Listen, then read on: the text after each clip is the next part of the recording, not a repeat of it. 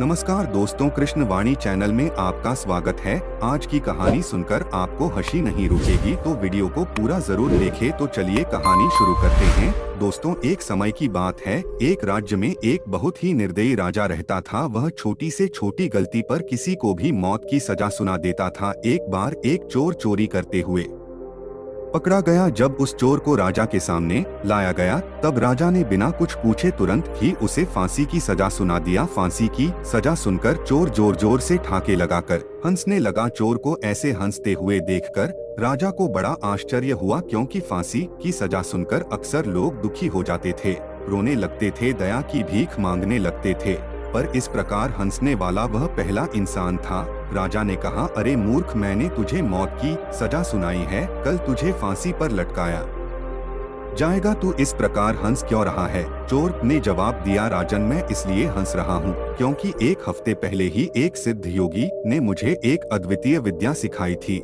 जिससे मैं किसी भी घोड़े को आसमान में उड़ना सिखा सकता हूँ, पर मेरे मरने के बाद यह विद्या भी मेरे साथ चली जाएगी। यह सुनकर राजा को विश्वास नहीं हुआ। उसने चोर से कहा, अगर तुम मेरे घोड़े को आसमान में उड़ना सिखा देते हो तो मैं तुम्हें माफ कर दूंगा और तुम्हें इतना धन दूंगा कि तुम्हें जीवन में कभी भी चोरी करने की आवश्यकता नहीं पड़ेगी। चोर ने कहा, जी महाराज, मैं आपके घोड़े को उड़ने वाला घोड़ा तो बना दूंगा, पर इस विद्या में 1 साल का समय लगेगा। यह सुनकर राजा ने कहा, अगर तुम 1 साल के अंदर मेरे घोड़े को उड़ना नहीं सिखा पाए तो मैं तुम्हें बहुत दर्दनाक मौत दूंगा। चोर ने कहा, जी महाराज, पर मेरी एक शर्त है, आने वाले इस 1 साल तक मेरे परिवार को पर्याप्त खाना, कपड़ा और जरूरत की सभी चीजें दिया जाए, ताकि मैं अपने काम में ही पूरी तरह फोकस कर सकूं। राजा मान गया और चोर को आजाद कर दिया। जब चोर अपने घर पहुंचा तो उसके पत्नी और बच्चे रो रहे थे। अपने पति को सामने देखकर उसकी पत्नी ने पूछा, राजा ने आपको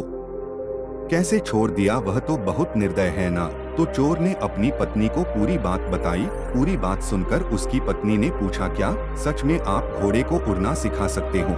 चोर ने जवाब दिया, नहीं। उसकी पत्नी ने फिर पूछा, तो फिर आपने राजा से ऐसा क्यों कहा? अब तो 1 साल बाद राजा आपको जरूर मार देगा। यह सुनकर चोर ने बड़े प्यार से कहा, मेरी प्यारी पत्नी, थोड़ा सकारात्मक बनो। देखो, राजा मुझे आज ही मारने वाला था, लेकिन अब मेरे पास जीने के लिए 1 और साल है। मुझे आने वाले इस 1 साल में 3 संभावनाएं नजर आती हैं। पहला, क्या पता मैं खुद ही किसी बीमारी या दुर्घटना से मर जाऊं। दूसरा, क्या पता राजा या उसका घोड़ा मर जाए, क्योंकि दोनों बूढ़े हो चुके हैं। तीसरा, जब राजा के हाथों मरना है तो क्यों ना 1 साल बाद ही मरूं। मुझे सभी संभावनाएं स्वीकार है। अब धीरे धीरे समय बीतने लगा। 11 महीने बीत जाने के बाद चोर भी घबराने लगा। अब वह रोज ईश्वर से प्रार्थना करने लगा कि हे ईश्वर, मेरी रक्षा करो, अब से मैं जीवन में कभी भी चोरी नहीं करूंगा। तभी दुश्मन राजा ने गुप्तचरों के द्वारा उस निर्दय राजा की करवा दिया और उस राज को अपने अधिकार में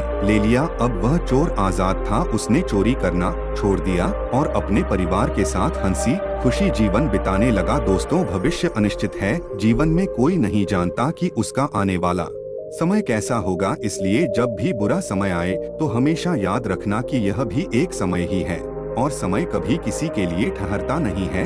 दोस्तों, यह बुरा समय आज नहीं तो कल बीत ही जाएगा, इसलिए जीवन में कभी भी निराश नहीं होना चाहिए, कभी उम्मीद नहीं छोड़नी चाहिए और हमेशा अच्छे कर्म करते रहना चाहिए, क्योंकि आपके द्वारा किया गया अच्छा कर्म संचित होते रहता है और संचित कर्मों का फल आपको इस जन्म में या अगले जन्म में मिलता जरूर है। इसलिए हमेशा अच्छे कर्म कीजिए। इसी तरह हमेशा सकारात्मक कहानियाँ सुनते रहने के लिए इस वीडियो को लाइक करें और कृष्णवाणी चैनल को सब्सक्राइब जरूर करें। धन्यवाद। मिलते हैं एक और नई कहानी को साथ, तब के लिए जय हिंद, जय भारत। यह मोटिवेशनल कहानी आपको कैसी लगी कमेंट में जरूर बताएं और अपने दोस्तों के साथ भी शेयर जरूर करें।